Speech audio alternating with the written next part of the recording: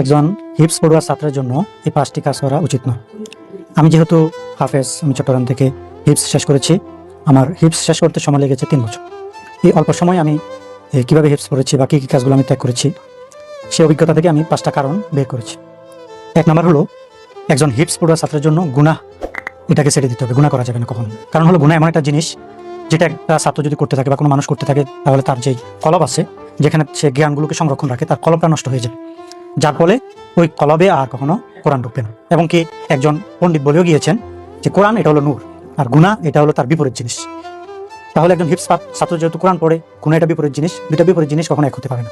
এই জন্য একজন হিপস পড়ুয়া ছাত্রের জন্য 1 নাম্বার করণীয় হলো সে গুনাহ ছেড়ে দিতে হবে। 2 নাম্বার করণীয় হলো যে কোরআনকে অসম্মান না করা। সে যেহেতু কোরআন পড়তেছে, যেটা সে পড়তেছে সেটা যদি সে অসম্মান করে, তাহলে সেটা তার পক্ষে কখনো করা সম্ভব হবে না। এই জন্য কোরআনকে কোনোভাবেই অসম্মান করা যাবে না।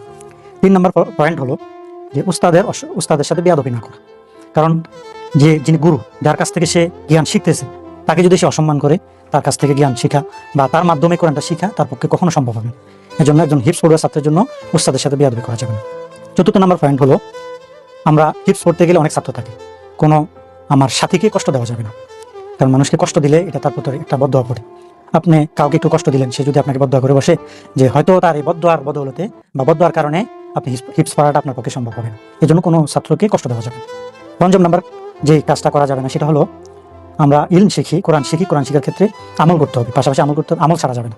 5 নাম্বার যে কাজটা ছাত্ররা করতে পারবে না সেটা হলো আমল ছাড়া যাবে না। বরাবরের পাশাপাশি আমল চালিয়ে যেতে হবে। আমলের মাধ্যমে একটা ছাত্রের মস্তিষ্ক ঠিক থাকে, একটা ছাত্রের যেই মেজাজ, মন মানসিকতা, এটা ঠিক থাকে। যদি এটা ঠিক থাকে, তাহলে তার পক্ষে কোরআনটা সহজে শেখা সম্ভব হবে। এই 5টা কাজ যদি কোনো হিপস পড়ুয়া ছাত্র না ছাড়ে, তাহলে তার পক্ষে কোরআন হিপস করাটা সম্ভব হবে না।